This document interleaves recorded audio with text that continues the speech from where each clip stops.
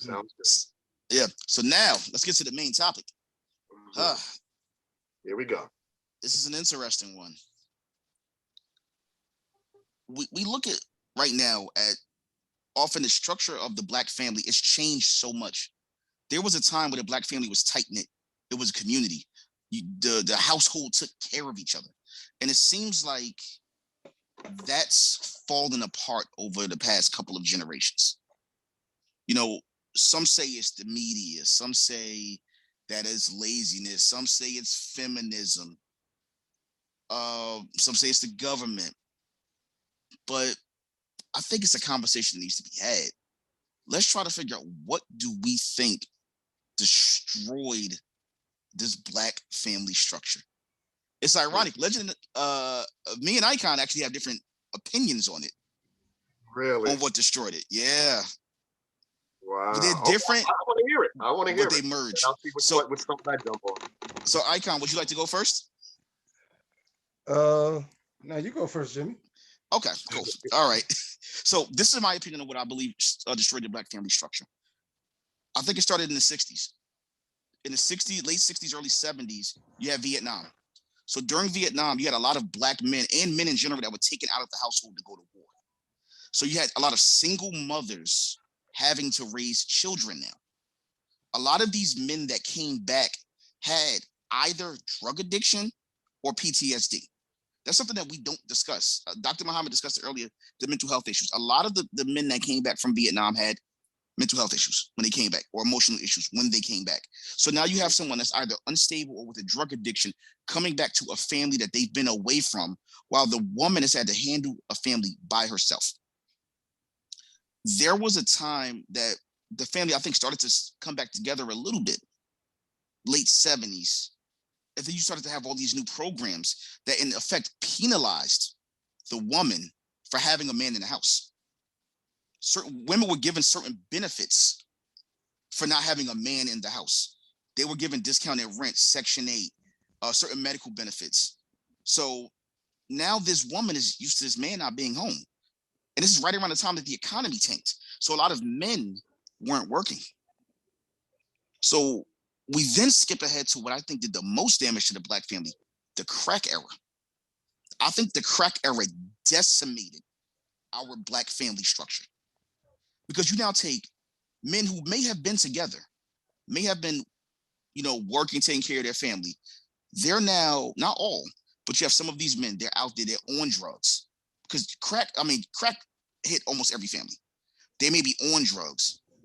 They're selling drugs. They're in prison. When the crack era hit, violence increased. So they may have been involved in a shootout. They may have been murdered. And then now you have the woman of the household. They may be addicted to drugs. They may have to take care of a man that's addicted to drugs, or in certain cases, crack babies that are addicted to drugs. So that played a part in destroying the family. In the early 90s, we started to come back together again. We started to do well.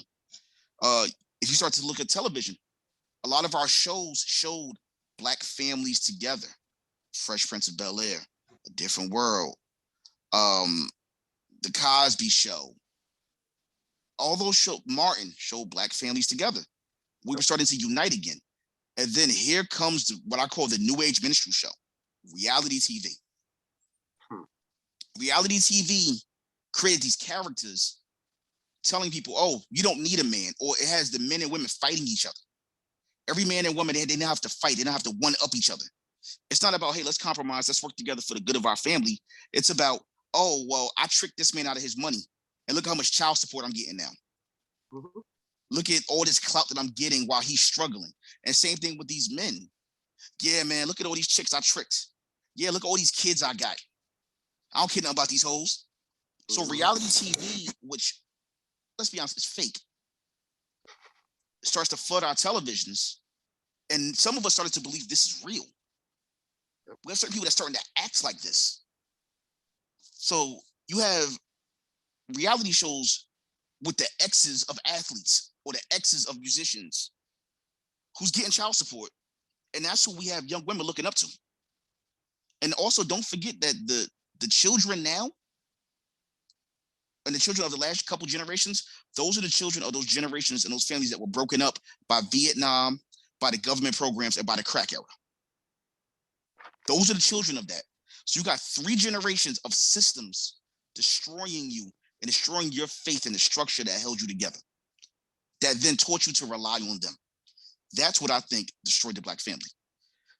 Icon? Well, woo, Jimmy. Yeah, man. Woo. Here's the thing, Jimmy. What you speak on the point where I feel that started the destruction of Black families. If you read about, I believe her name is Gloria Steinem. Steinem.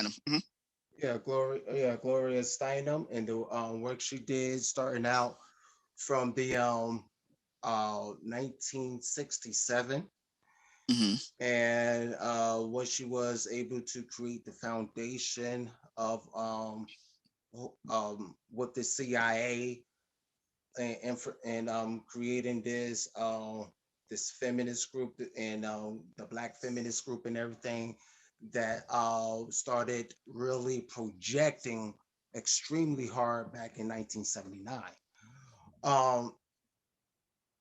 What this did was put a perception in the woman's head that she don't need a man. She could do this all by herself. All right. So a lot of that is like energy for destruction. You tell a woman that she don't need her man. That's a breakdown of families. All right. And now we know individuals, we know individual women that stick by their man and stuff like that, but we could see the change in the relationship between woman and man. You know, it's a lot of men that are not in the households. So you know, people say some may leave, some may got kicked out the households and stuff like that. And that's another variable as well, you know, because I could understand one man getting kicked out the households, but if you got 3 different guys getting kicked out the households and you got 5 kids just sitting there talking about where's daddy, you got to look at your damn self. And that is the breakdown of a woman thinking she could do it all by herself and proving it wrong. Ladies, when I say that, because I know we got women, when I say, you know, oh, you say a woman can't do it by herself? Of course she can. We're not saying that, but we're looking at the facts. That's all we're looking at. And the facts is this: women, you need us and we need you. Bottom line. Okay. We, you know, I'm not going to be, you know, walking around in these streets talking about I don't need a woman. Fuck these women. What? That's insane. I am a breathing, blood running through my brains, heart pounding, youthful dude. You know what I'm saying? I need a woman. You know what I'm saying? So, you know, I think that concept of what the Black feminist movement did with the help of the CIA, that is already proven. You know, I think that is what's, I mean, because you're right, Jimmy, with the crack era and stuff like that. But once you get women to stop loving their men. You know what's so weird? It's a parallel to that. And Legend, I know you guys a lot to say about this one. I'm listening. I'm taking all this in. So go ahead, John. It's a parallel with that between the male and female and the issues between the police and the Black community.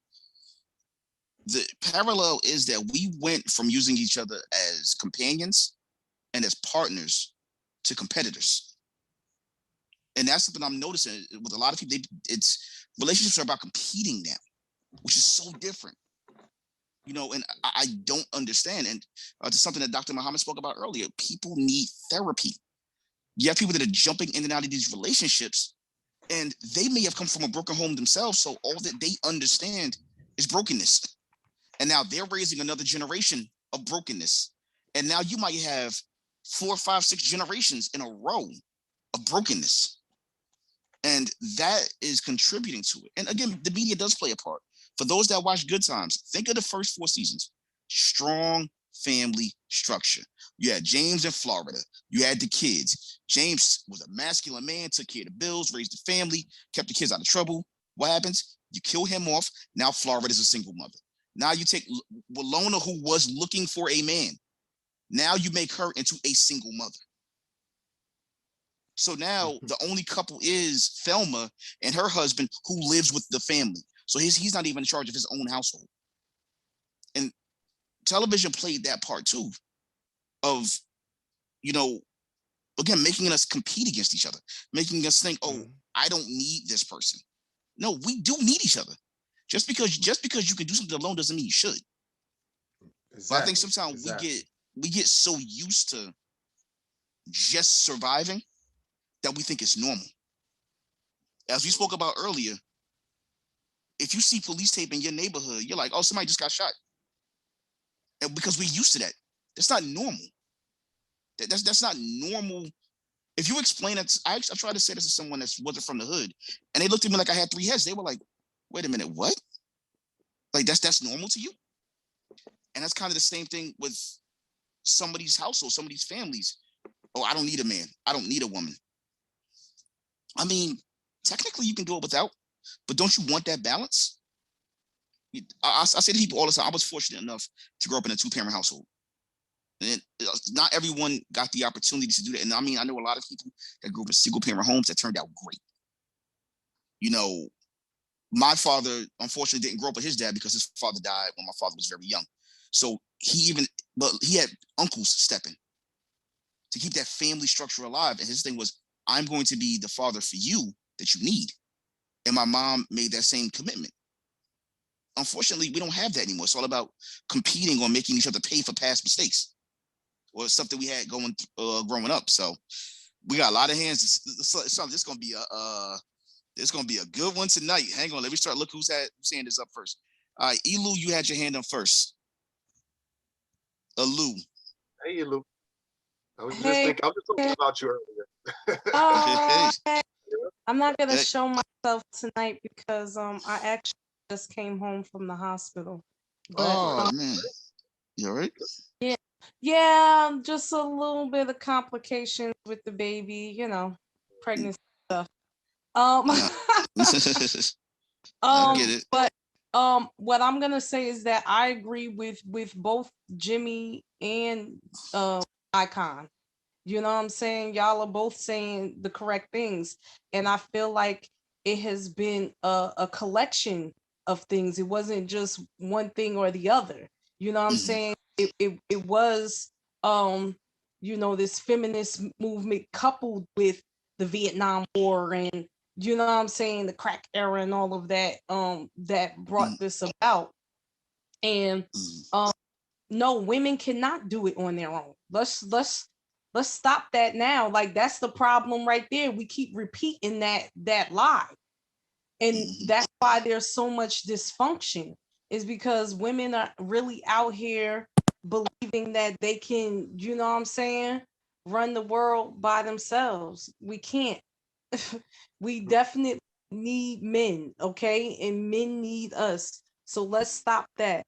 And I will agree with you as well, Jimmy, that there is a big promotion to place Black women as single mothers.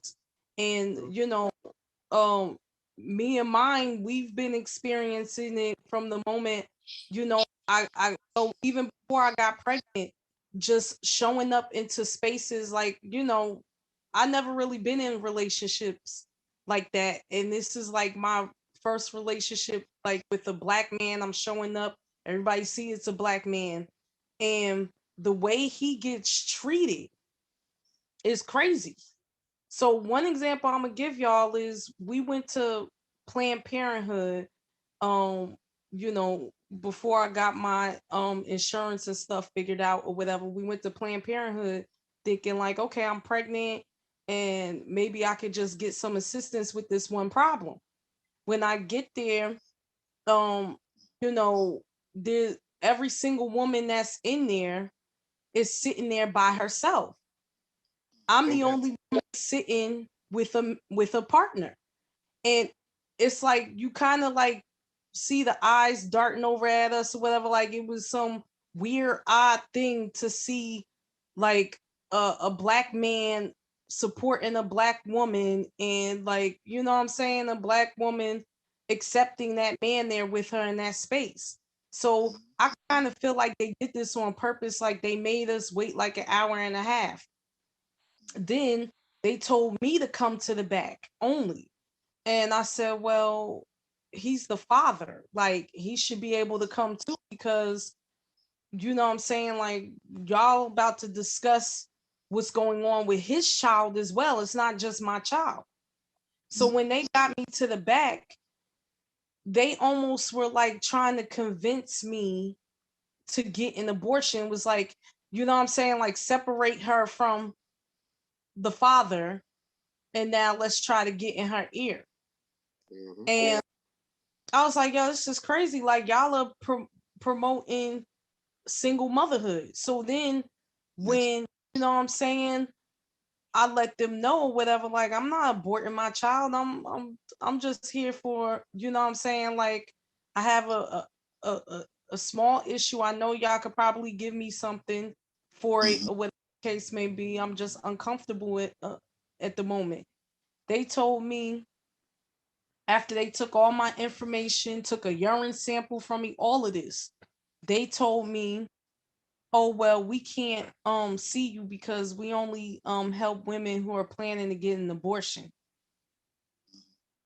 And I said, wow, this is amazing. I said, well, what are you talking about? The name is Planned Parenthood, meaning I'm planning on being a parent.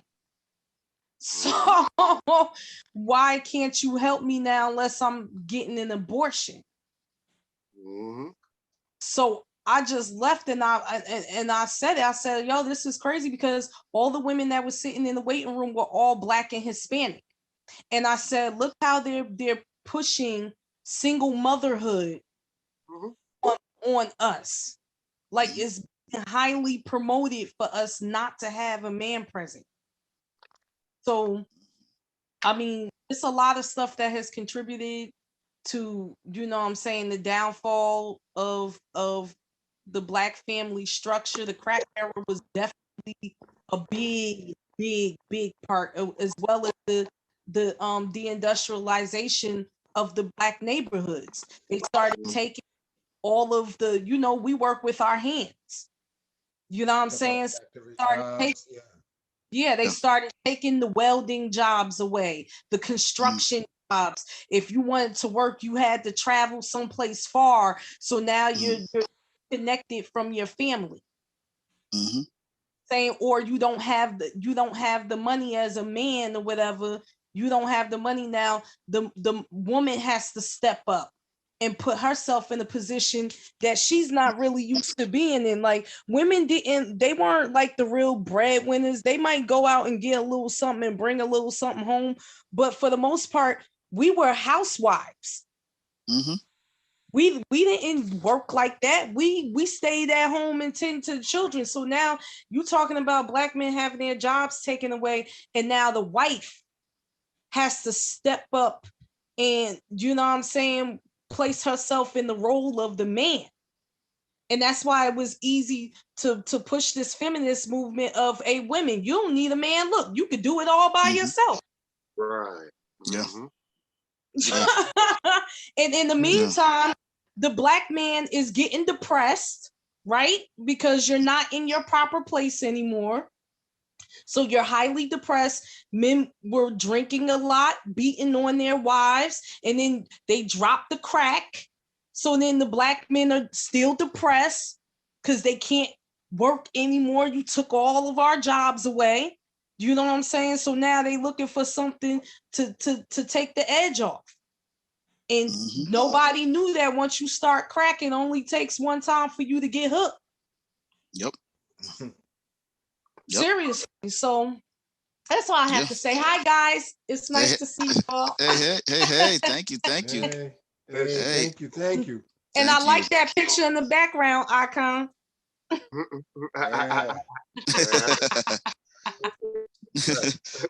Next we got Auntie, and then we got Mr. LP.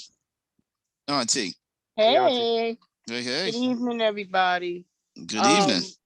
When Icon brought up about Gloria Steinem, that was a good point because the white women were such a small percentage. The fight of the women's movement wasn't for us. It was for them. But because they didn't have enough people, they weren't strong women, they needed us to empower them.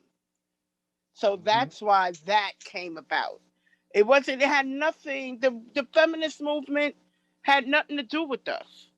But because they couldn't, white men were, abusive. They were like, stay home, don't do this, don't do that. And this is what I'm telling you. They were like the Edith Bunker to the Archie. And they needed women who were strong and empowering, not disrespectful, like how No, because to the men. back then women was real women back then. Right. We were fine. And with the whole, like you said, the whole crack epidemic and everything, and the family started to just break down. With the jail, starting bringing our men, putting them incarcerating them. They started to chip at us and drag us away, and then telling us, "Oh, you don't need a man. You don't need a man." Well, how do you get a baby without a man? How do you do that without a man? And then when you have one, you only have the woman. A woman is there to nurture, to give that nurturing aspect, and then the man is there to show them strength and power. Now we as women, we had to learn all of this, but we can't teach a man how to be a man. We can't. It's impossible. So now, what are you raising? You know what I'm saying? What are you raising now? Because you're raising weak children. Because a mother loves her son, but raises her daughter. And it's a whole different. So you're telling your son, oh, you're the man of the house. A little boy, he's not the man of the house. He's a little kid. But then as he's getting older, mommy's baby, mommy's boy, this is mommy's baby. But now on the woman's side, you got to be strong. You got to take care of this. You got to do that. And the man, you're going, oh, but this is my baby. Don't bother my baby.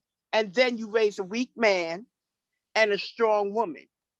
Here's now the roles are switched. Yeah. You have switched the roles of what a man, and so now going back to putting on a birth certificate, no sex. What do you mean no sex? You see what the baby is born. Right. Now we as parents are making our children even weaker because we're telling them, oh, well, you figure out what you are. Yeah. You figure out, you're a boy today, a girl tomorrow, you'll figure it out. And we're allowing all of this, and that the family is breaking down. And then we as Black people, we are succumbing to their evils and their things that's going on. We weren't like that. We didn't do those kind of things, so that's that it's going to continue to break down if we don't strengthen ourselves within ourselves and get ourselves together. You're right. It's something. It's so weird because I was talking to a friend of mine this weekend about a similar situation. Mr. LP, I got you coming up next. But he had a good family. His upbringing wasn't always the best. There was a bit of turbulence in his life growing up, but he got with a young lady. They had 2 children together. They were living together. Her mother was just one of those angry women scorned. She had children, didn't get along with the father, so she was just bitter and angry. And she actually said that she would make it her business to break her daughter and my friend, and she was successful. She broke them up. And even to the point where she told her daughter, "You need to choose between him or me." Wow. She chose her mom. Of course, because the mother already planted these seeds when she was little. So now they're manifesting. The mother's watering. The seeds, and now they're growing. Mm-hmm. So my friend and his baby mother, they wound up breaking up. They started to have issues. They started to argue more, and he started to see his kids less and less. And it got to the point where, he started calling her. She wouldn't answer the phone. And I said, "Bro, you need to go and get split custody of your children." Yep. And he actually said something to me, which kind of shocked me. He said, "Man, I think it's a dud. I don't think I'm going to see my kids until they're adults." And I said, "Well, why?" He said, "Because I know the first thing that she's going to do is try to get all the back child support she can. That's her own. That's going to be her goal, is to get that from me, to get that back child support." And one thing I said to him is, I said, "You know how bitter her mother is, which she's now passing on to her. What do you think is going to happen to your kids?" Yep. I said, "Your kids are now going to." That's another breakdown of the Black family, is the court system. Yeah, it is. The court system was one of the biggest breakdowns of the Black family. You're right. And I told him, I said, "Dude, you need to go and be in your kids' lives, because now all that your kids are getting, the only information that they're getting is from their grandmother, who's bitter and angry, their mother, who is probably now bitter and angry, and her sister, who was all bitter and angry. They're the ones teaching your son." And then what are they telling the kids in their ear? "Oh, your father's a deadbeat. Look, he ain't even come over." But they don't know what happened in between all of that. Yeah. So now when those kids get older, especially the son is now going to have resentment for his father. The daughter is now going to have abandonment issues, or as we call them, daddy issues. So now when they go into a relationship, they're now going to carry that baggage into their relationship, and odds are I won't be successful. So, Mr. LP, you have been very patient. I apologize. You are up. Yes. No problem. First off, I wanted to say to the young lady, Ms. Lou, forgive me if I mispronounce your name. Having worked with a bunch of things with the Rape Crisis Center and also the Planned Parenthood in different areas, my humble apologies that you went through, personally and professionally, that you went through that situation. Unfortunately, what a lot of people are not aware is that not many Planned Parenthoods are given all the tools. It's supposed to provide all the resources, including what she was looking for to receive, but unfortunately not all given. And mostly, unfortunately, in many of the neighborhoods of color, that's all they focus on. And usually also having received a lot of the domestic violence calls, a lot of the men of whatever color have always come there, and is in the idea of forcing or pushing or talking and encouraging and using money and their family to encourage the woman to that. So they usually separate you. They did a very good job of educating you and people in general, that they usually supposed to educate you, come together, but educate each other and then bring you back together. But sometimes they don't do that.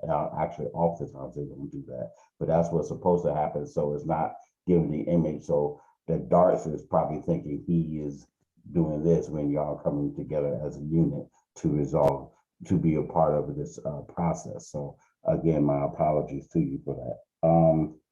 But there's a lot of problems with this, and I've talked about this at many times, and I got a list of it in my head that I won't make it long. But a lot of it is all these different systems, but also I take accountability of that.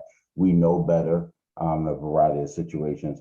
Obviously, I take it back as before slavery, before the transatlantic, there was all these different aspects of different cultures coming into the different lands within Africa or where we are throughout the world.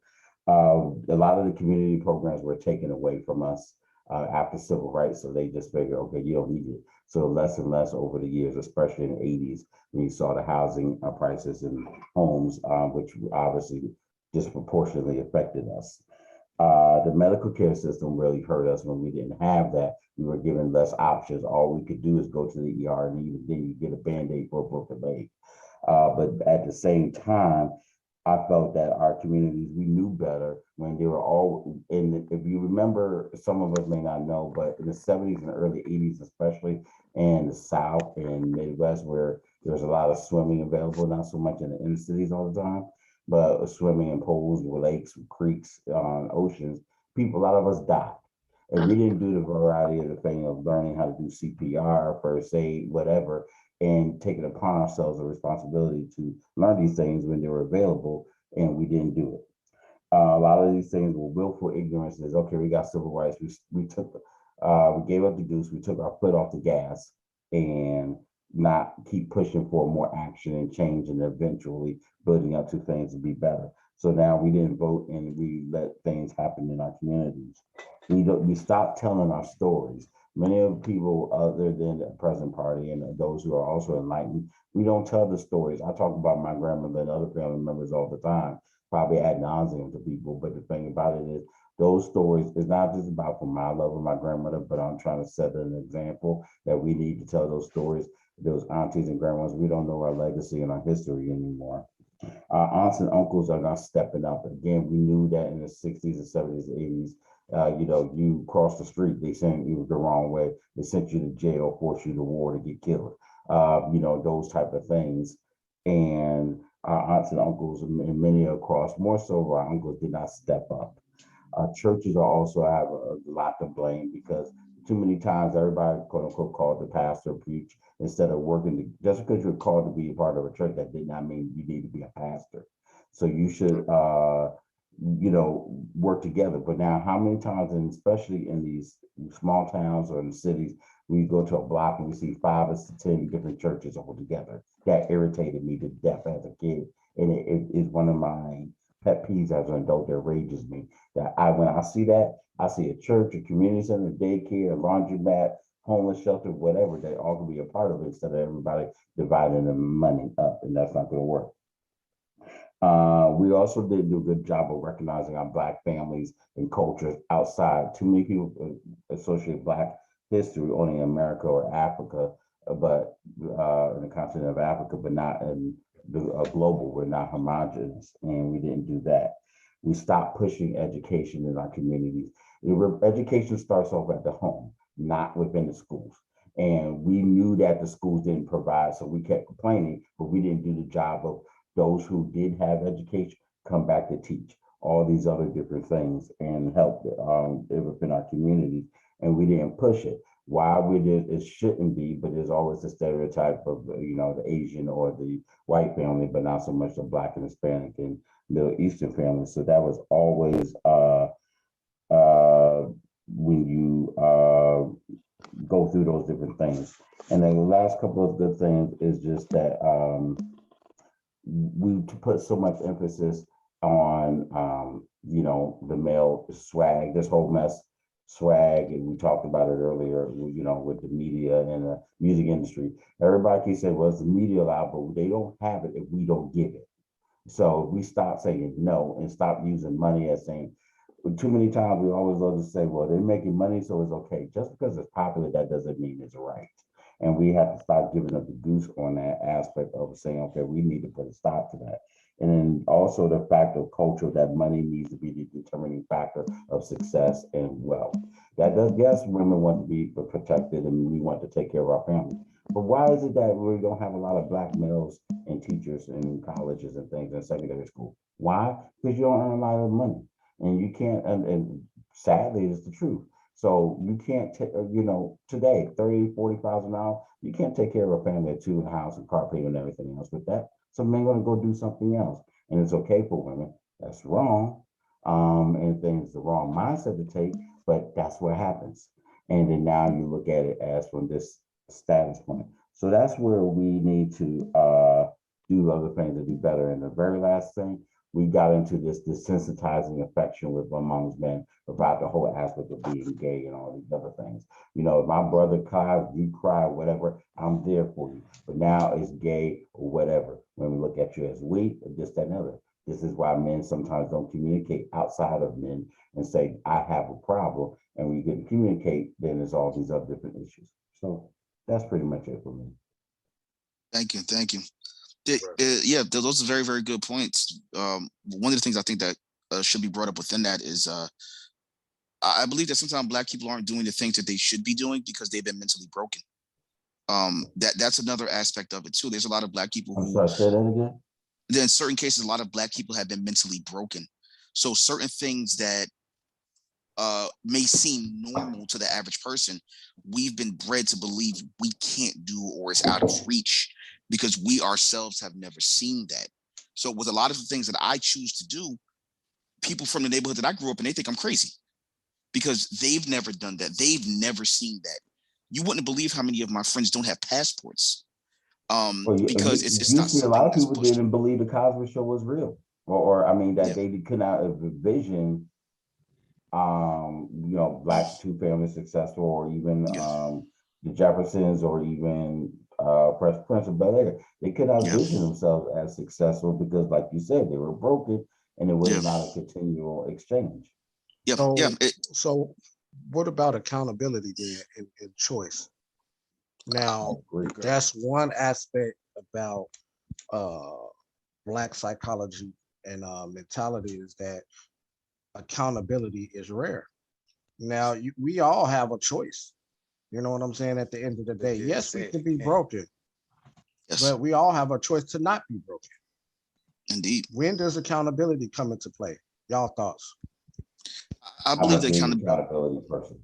I think a lot of this is, I don't get me wrong, I'm not casting aspersions that there are all these other aspects, but I take accountability. As far as I'm concerned, this whole COVID mess, okay, fine. Just a good example, it's bad, but 2 or 3 of us should be able to get vaccinated. Your children should come home to my house and y'all go over and do whatever. And y'all go, we don't take responsibility. So it's an aspect of that. If your kid, if I see you, your child, I don't even know if I know that child or not. But if there's a child or somebody else in pain, it's my responsibility as a man, as an African American man, to take care of it. So if many of my brother's children or my sister's children or whatever, or anybody, and we should have the ability, somebody step up and go to home, and then everybody pick the lane and work, and we come back to build it together as a pot.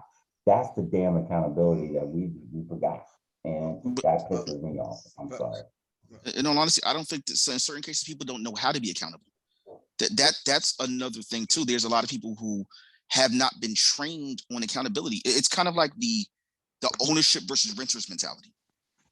If you've rented apartments your entire life, if something breaks, you don't take it upon yourself to fix it because you just say someone's going to do it for me. Someone's going to take care of this for me. As opposed to if you own your own property, if something breaks, your thought is, okay, I have to fix this. So you don't think it's innate? You don't think it's innate in all of us to know what accountability is? Like, if we know that it is our whatever stake that we have in the situation is something that we did, you don't think people know that we can do the opposite to try to fix it or do it right in the first place? I think that it should be innate, but if things are always done for you or fixed for you, there's no need for you to do it yourself. There's a difference between not knowing better and then taking accountability. Hold on, Jimmy, but hold up. That's a different accountability that I'm not even thinking about. I'm thinking about the more accountability is that, because we on Black families, I'm more sticking to the accountability of what you do in a home, you know what I'm saying? As far as family wise, you know what I'm saying? People got to take accountability for their own actions. People always complain about, all these chicks out here is crazy. All the dudes out here, only thing they do is this, the only thing they do is that because I'm up here looking like this. Look at the team that I created behind me. No, the thing is, you have to just be like, no, stop. See, the reason is you keep saying it. So the more you keep saying it, the more that is your reality. And people don't understand that either. You know what I'm saying? So people got to take accountability of something in your life, like the brother said, if something in your life, relationship wise, family wise, a lot of times, 100% 99% of the time, it's you. If certain things always occurring with different entities, but you always getting the exact same results, it's you. Yeah. But I'm gonna give you a unique example of that, and it's weird because it's ironic that I run a youth program for young men now, but I was in a youth program for young men when I was in high school and in elementary school. And one of the things that they would have us do is if you got in trouble, you had to do what was called the hot seat. So if you got in trouble, you had to sit in a chair in the middle of all of the other young men in the organization. And the advisor or the leader of the organization said what you did. You then had to explain what you did, why you did it, and then what you're going to do to make sure that it doesn't happen again. And with a lot of the young men there, when you ask them, why did you do it? The answer is usually, I don't know. I don't know why I did it. I just did it. I don't know why I did it. Okay, well, what are you going to do to make sure it doesn't happen again? I guess try harder, because they've never been put in a position of being forced to think about their actions. Because again, renters versus owners mentality. So that applies to the household as well. If you've never had to be responsible, if you've never had to handle those responsibilities, you won't know how to handle them. Again, I guess being that I grew up with my dad, everything that I did, I'll never forget this. I failed a class in 4th grade, and my dad gave me the most unique punishment ever. It wasn't a beating, which I was prepared for. He got a book about how young men tend to start to struggle in school around the 4th grade and why. My father made me copy that book out word for word and then write a book report on it. Needless to say, I got straight A's for the rest of the year because I was forced to be accountable ahead of time for what I did and why I did it. Sometimes, again, some people, they don't know what accountability is because they've never been forced to be accountable. People, I think Auntie said, sometimes we love our sons and raise our daughters. Mm-hmm. So in certain cases, some of these sons, if they're not forced to be responsible, they're not forced to be accountable. They're sometimes having to fill a slot of a father that's not there, which isn't their responsibility. So that part of their life that allowed them to grow up and learn those life lessons, gave you the opportunity to be accountable. They never had them because they've always been protected. Jimmy, I'm gonna have to disagree. Understood. Okay. I'm sorry, but no disrespect to you and your father. But my thing is, so he took accountability after the fact that you failed. Why not have been involved ahead of time and ask you and this, that, and the other? If you was involved in the jump. He was. I just lied to him. My dad was definitely involved. I was just lying to him the entire time and telling him that I was doing my homework and I wasn't. So, but like the thing is, but again, every parent knows their child. Okay, and we love to think all of us were angels and we do nothing ever wrong, but we have to accept the fact that our kid's going to screw up sometimes. I would, other than the fact that, okay, obviously I was straight A kid, but still they say, hey, how's your grades? Come on, they call and check the school just to see what's going on. And actually, you have to, if the teachers and the community and your friends and were responsible, I would not let you fail. Okay, and things like that. Like we didn't let nobody fail. We didn't give a damn who you were. And things. So my thing is that where's accountability? This didn't just happen with this one test or one grade or 1 month. This was going on throughout the year. So you, like you said, you were lying. The teacher. No, it wasn't. It was one semester. Where's the responsibility of someone reporting back to your parents and then your dad checking back monthly or weekly? If you did that without just listening to you, there would have been a problem. Well, it was one semester that I failed. But yeah, that communication breakdown between the schools and parents, that eroded years ago. So yeah, I just lied and said, yeah, I was doing my homework and I wasn't. But the thing is that I think in certain areas. Well, yeah, so in certain areas. So I mean, you have parents sometimes they're working 2 jobs. They're involved, but not as involved. I mean, they're still involved. Not to assume I just lied. I just said, oh yeah, I'm doing my homework. Yep, I got a test with 100 on it. It wasn't. I just wrote an extra 0 on it. So that was just me. But because again, you're not going to stop a child from doing everything. You're not. It would be foolish to believe that you can stop a child from doing everything.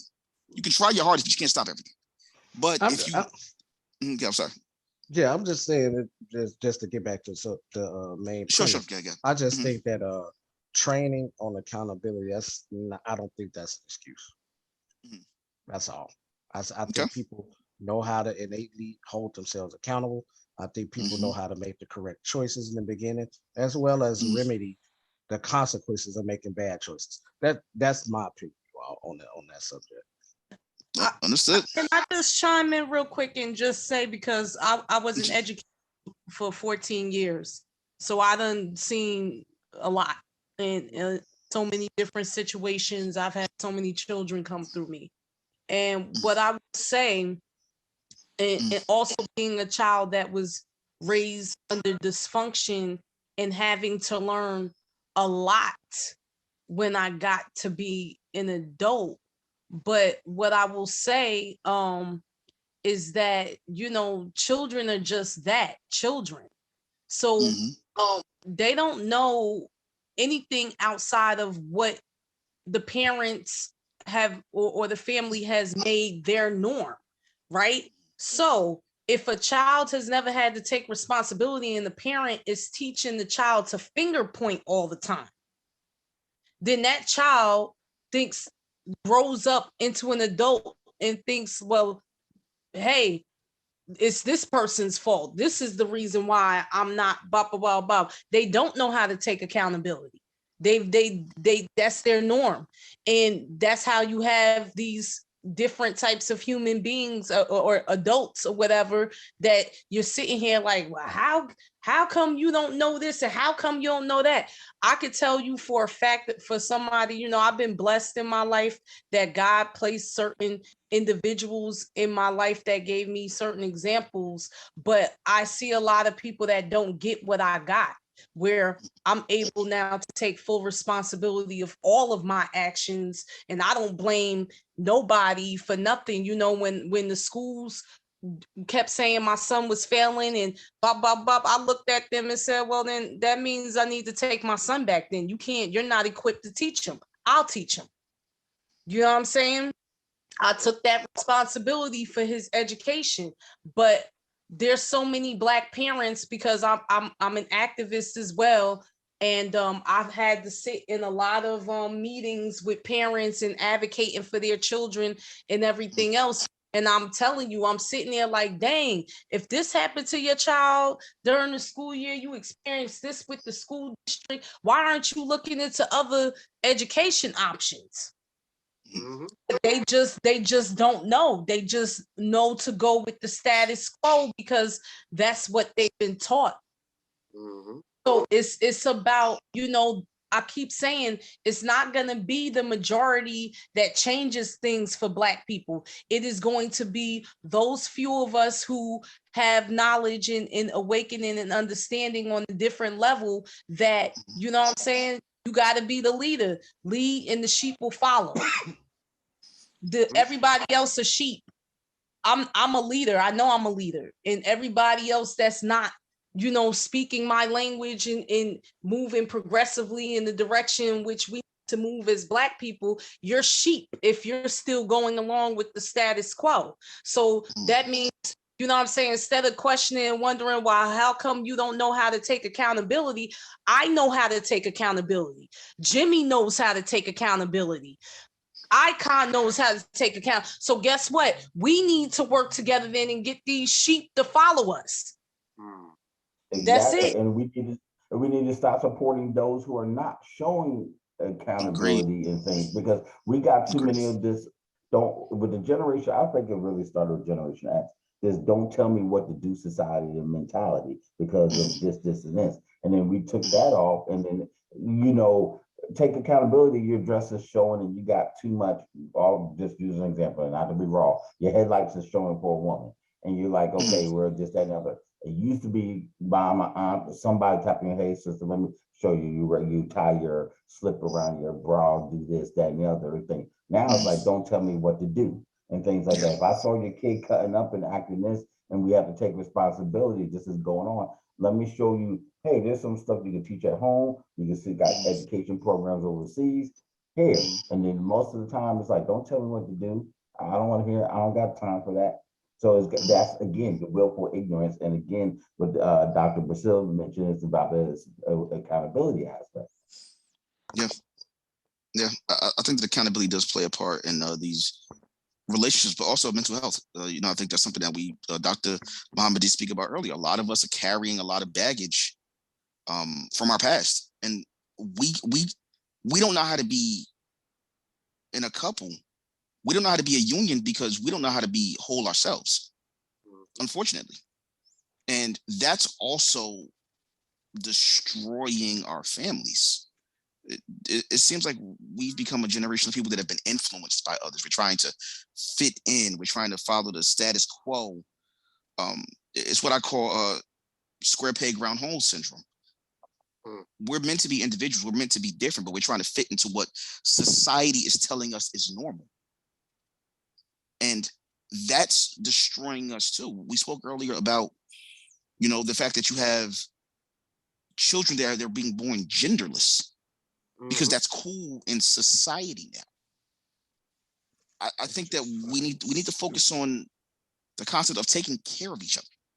That concept left. We forgot what it means to take care of each other. We forgot what that means to take care of ourselves. Because in all honesty, a lot of us don't know how to live.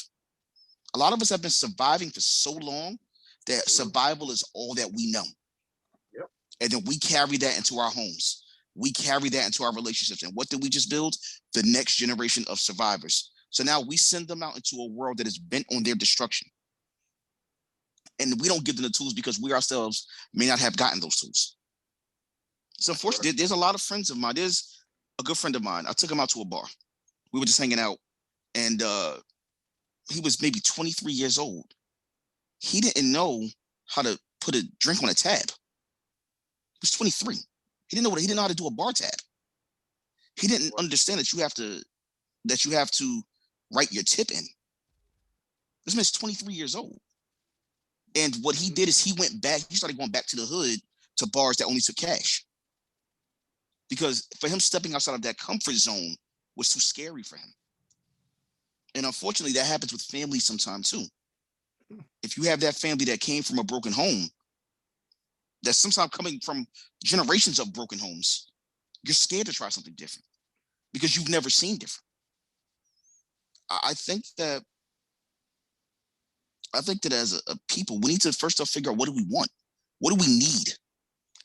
I think until we can figure out what we need and what we want, we're going to continue to have these same problems. We're not going to unite. But from what I'm seeing now, I'm starting to see a change. Something I've said quite often is that I think that Black America right now has the biggest chance to leap forward since the 20s.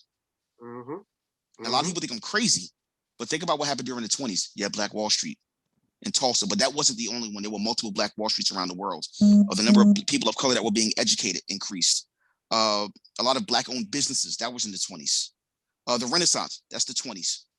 I believe that this generation has the opportunity to restore it, and I'm starting to see it. And I'm even starting to see a lot of proud Black families reuniting. I look at a lot of my friends, and I'm happy. I see them. They're proud, married couples, children, have great jobs. They're great parents to their kids. I'm starting to see that again. And I think that as long as we... I'm sorry, Jimmy. I don't know what fantasy you're living in, especially with the whole COVID shit. A lot of families got broken the fuck up. I don't know. I'm based off of what I see. Let me tell you. Outside of that shit, Jimmy, these motherfuckers is fucked up. Okay, it depends. It's no motherfuckers staying together, nigga. What the hell is going on, Jimmy? Well, the thing it depends on first off your environment. It depends on who you're around. Because again, the people that I hang around with, this is what I'm seeing. So you're seeing what you're seeing. The numbers don't show it. If we go by marriage numbers, the numbers is not showing that at all. Well, I think we discussed this as well because you was dismissing the fact that there's not a lot of Black couples being married. But one of the things that we did discuss is that the rise of interracial marriages. That doesn't account for it. So that's something that we discussed as well. So there's an increase in interracial marriages, but based off of what I see. So this is just based off of the things that I see. And I know a lot of people, and I go to a lot of different places based off of what I personally have seen. I'm seeing personally a lot more families together. I'm seeing a lot more parents, based off, again, what I see, taking responsibility. I'm not basing it off of stats. I'm not basing it off of what I see on the news, because the news, the one thing about news is statistics. You can make statistics say anything that you want if you know how to present them properly. Mm-hmm. But again, just based off of what I'm seeing. I think what you're speaking about is to your first point, and going to what Mr. Icon is saying, is opportunity. I give an example. Yes, when the COVID thing hit, the first group attacked was us, obviously. But the thing about it is, I tell everybody we failed when it came to the money aspect. We were, for those who were, we got the money from whether it's PPP, unemployment, whatever. I begged for the fullest. I know me and tons of other people, economists, were saying, when that stock market crashed in the March, I said, throw your money in it. Oh no, it's lost money. Exactly. Just like now. Okay. If we go to war and the stock market, in a lifetime, you're going to go through about maybe 4, maybe 5 crashes. Okay. If the stock market crashed, Amazon is like at what, 1,800, something like that. If it goes back down to 40, like you saw, Bitcoin is down to 30. If it goes back down to 5,000, you can buy little shares of it. Do it, damn it, and throw your money into that and all the other stuff and things. And look what happened. It goes right back up and tripled, and then we could have really killed some stuff. The one thing you say, Icon, that was happening. One thing I did see happen, and everybody saw, no matter what color, was the housing market. And everybody was working on their homes. Lowe's and Home Depot was kicking their ass. Okay, and then so then now all the Black families, we went and did work and used it, but we didn't use that opportunity to invest in ourselves. Now the housing market boom, houses has cost too much, and we're the one at fault because we didn't take an opportunity. So what Jimmy's saying in this opportunity situation is, right now we got a little bit, we don't have it all, but we got a little bit. We need to take what we can and do something. Not make, when Kaepernick got Man of the Year, not go give increase Nike's value by 500%. We did the opposite of what the man was speaking about, investing in the joint community. No, everybody ran on TV, and every damn celebrity you could find is wearing Nike gear and things like that. Stupid ass. I bought Nike stock. That stock did great for me. When all those white people started burning their Nikes and that stock tanked, I was like, here's a tip for Black America. When white people get mad at a product, invest in it. Eventually it's gonna bounce back.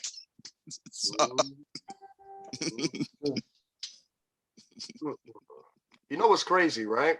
Yeah. So this because I want to hear what everybody's feedback, great feedback. I definitely agree. I haven't really heard any one person that I didn't agree with. But I know there's one thing I tiptoed on, but you never said, not unless I missed it. And it is about children.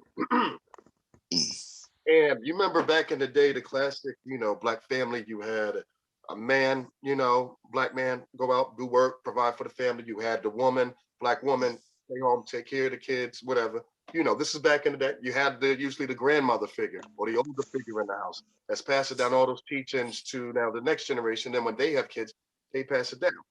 Somewhere along the lines, it became cool for kids to start having kids. So kids are no longer being raised by actual adults or people that's went through adulthood and has experiences and can pass it down. These kids are just as young as the kids that they're popping up. They're going to clubs together and all this stuff. They're like best friends, BBFs, all that. When children actually need parental figures, not best friends. There's nothing wrong with being as close with your child that, they consider best friends, but at the end of the day, you're not the best friend. You're the father, you're the mother. And I believe that was, especially once they came out with that TV show. What was it, Pregnant at 16 on MTV? Yeah. I knew then. Teen Mom. As soon as that show came out, I'm like, oh, so now it's cool to do this. Obviously, some of us was in high school, experimenting with sex. Sometimes you get caught up, things happen. But no, at some point, boys and girls was going out purposely, getting pregnant or impregnating people. And then walking away, and they're still trying to have a kid life. So they still want to hang out with friends. They still want to go to the mall. They want to go to movies. But you know what? Some of that stuff gets shut down. That's why you're supposed to live your life as a child. So that way, when you become an adult, okay, I've had my fun. Now I'm going to raise my family and make sure I raise them right. So that way they don't have to struggle. Because it's just like, I forget which one of you said, it was almost like I said, like they it was glorified to like I said, be a kid, have a kid. I mean, I know some women in their 20s and 30s and they're grannies. I even had my first kid yet. So you know what I'm saying? It's just really crazy out here. And that plus, as you said, the crack, they forced us in these urban neighborhoods. The police was sitting over there fucking with us. If they weren't locking us up, they were killing us. So a lot of us was left, and so when you kill the father of the house, then you're only left with with the woman. And there was two things going against our beautiful sisters back then who was put in those positions. Number one, they were black, and number two, they were women. So they had double whammies against them trying to make ends meet and get into the workplace. And I'm sure we remember, because some of that's still today. There's a lot more opportunity and equality out now, but it's still issues. But like I said, if you're a single parent and you're trying to raise your kids, and like I said, you got to do it on your own, that changes things up. And then the children are not seeing mommy and daddy. If they see mommy or daddy at all, because depending on which single parent it is, they might. And I know somebody personally in my family. Basically, her child grew up basically in my household and in my nephew's household, because she never saw mother. Her mother worked constantly all the time. Never got a chance to have a relationship, and they don't really have a great relationship till today. I don't even think they speak. So yeah. You actually brought up a good point about the whole thing with babies having babies. There was a time, and granted, I'm still fairly young. I'm not that old. Where you have pride in your family. There was a time where if your relative was out there in the streets hustling or selling drugs, or if you had a teen child, you were embarrassed. That there was a time, and now it's, look, my 14-year-old just had a baby. I'm grandma now. You're proud of that. I've spoken about it before. There's two girls that I went to school with, and I went to middle school with them, and I knew that by freshman year in high school, they will both have children. They were a year apart. He was like, damn, they hoes. They're gonna be. And you know what's crazy? By freshman year, they both had children, and they are now in their 30s, and they are now grandmothers. I rest my point. I rest my case. Thank you. And when I see them on Facebook, I see older people in their family glorifying this, and you start to look like, why is this a sense of pride? Like, why are you proud? I mean, a child is a blessing, definitely, but you're proud of the fact that your child has not finished high school and they're having children. See, Jimmy, and one time me and you was talking about this before, and I was like, I know it's extreme, but something about within the Black community, and only the Black community, where they uplift and glorify baby mama. You know what I'm saying? We take it to the Asian community, where extremely they look upon that shit like you ain't shit. They would spit in your face. And because they got that attitude towards it, there are maybe 0.1% of baby mamas over there, meaning that everybody that's married is all families. Now it's probably extreme, but I think one of their things was, at least if they have families in order to, hey, the economy's up, I guess. I don't know, but the thing is, I've heard women say, he's good enough to have a baby, but not to marry. Right. And that is crazy. Fuck. So I say, you know what? So it's like fuck back Black families when you say shit like that. Damn, man. Yeah, that's someone with some unresolved childhood issues, and that's probably somebody that's trying to fix their own mistakes or their own trauma in their own life and trying to start it again. Yeah. So, this was a hot topic tonight. Absolutely. Before we go, anybody else want to comment on this? Going once, going twice. All right. Yeah, tonight was a good one. Tonight was good. Tonight was hot. It was heavy. Yeah. I think we should start doing more of these. There's definitely more to come. I definitely thank everybody, not only for just attending, but also participating. And for those who didn't, I hope y'all enjoyed the show. I see y'all in the chat. My bad, because I was running late. I usually do a little chatting with. So I do appreciate y'all being here. I'm just running late. It's been a very crazy day for me. So, but yeah, I mean, it's definitely something that needs to be talked about. And I think we have a lot of issues that go on in our Black communities that we don't talk about. We ignore it, or we just go with the thing again. That shouldn't be. You know what I'm saying? We should support with each other, not just with our friends or our peers, but also with each other, with our community. And I think we could come up with a lot of solutions to a lot of the problems that we go through and we face. But nobody ever wants to talk. So I appreciate y'all for talking and speaking your mind here.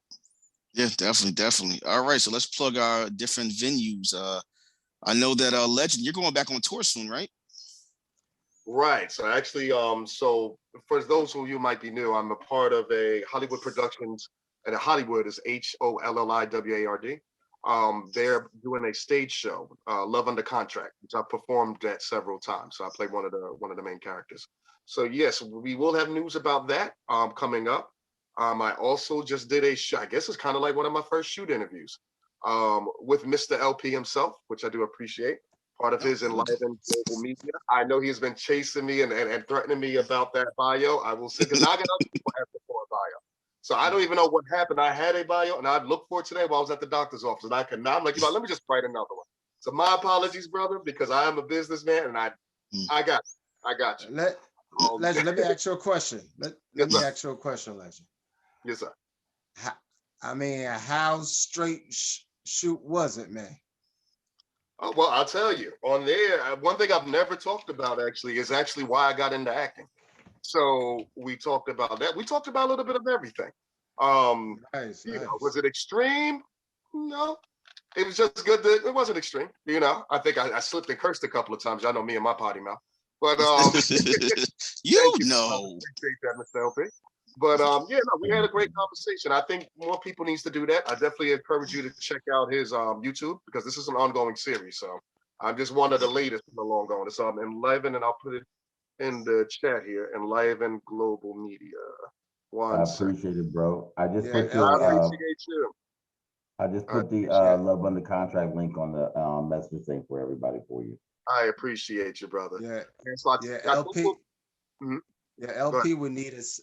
LP would need one of those 7-minute delays fucking with my ass. Hey, I welcome everybody. Whether I tell everybody, regardless, I'm trying to just show a different way of message and things. It's not about necessarily trying to earn a bunch of money, but I just want to showcase that we positive people. We do exist. We're not always, when we're in the music or TV or any type of form of entertainment or business, we're not always thugging, drugs, crime, whatever, and things like that. I want to show that there's a different image.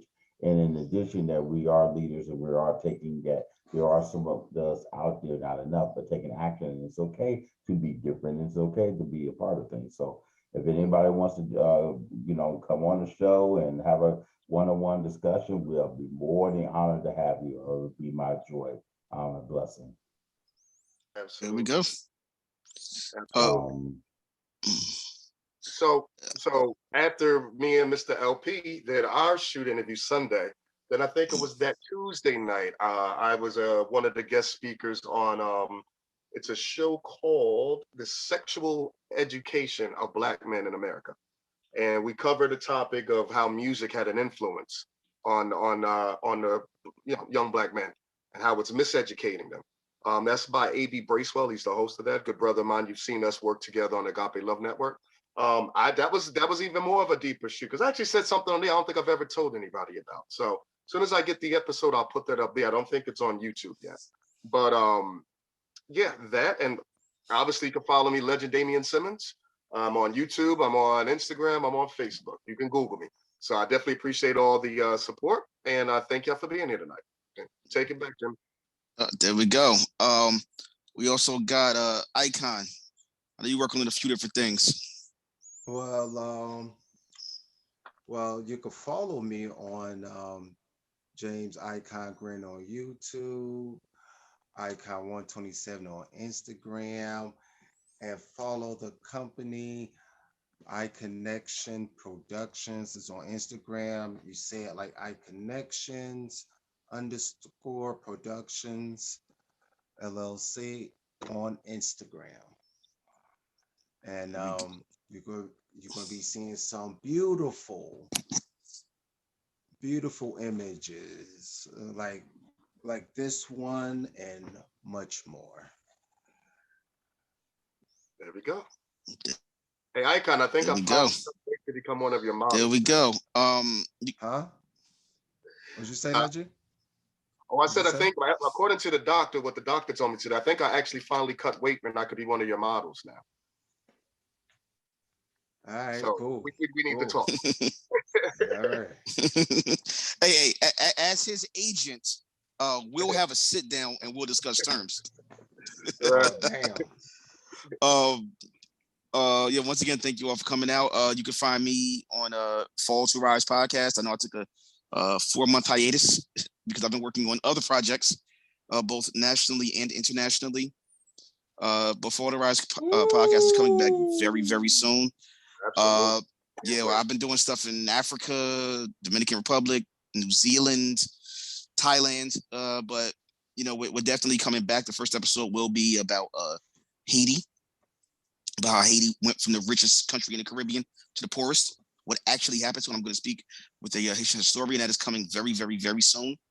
For those of you that are not subscribed, please follow me on Fall to Rise podcast on YouTube, Instagram, and Facebook. Please like and subscribe to the YouTube page so that you can see when I have exclusive content coming out. Just put it in the chat. So please like and subscribe. Also, and I'm surprised nobody mentioned it, Xtreme Truth podcast, Facebook, Instagram, and YouTube pages. Everybody done forgot that.